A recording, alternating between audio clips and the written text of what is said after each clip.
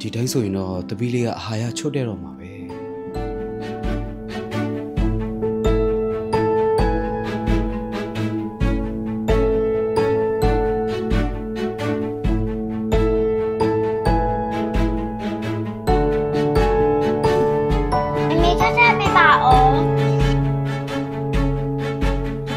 စားလို့ကောင်းလို့လား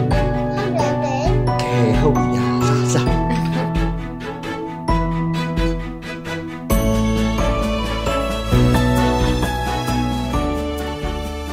ဆွဲနှက်မှာဆိုရင် Omega 3 နဲ့ Protein အပြင် Vitamin နဲ့သတ္တုဓာတ်များစွာပါဝင်တော့ကလေးငယ်များအတွက်ကျူးတင်တော့ပါတယ်။ပြီးတော့တဘာဝငါးရွှေငါးရဲ့အချိုရတာကြောင့်ကြော်မလားချက်မလားတုံမလားနေရာတိုင်းမှာအသုံးပြုလို့ရတယ်နော်။အရသာရှိတဲ့ဟင်းလျာဆွဲနှက်နဲ့မှပြည့်စုံတာ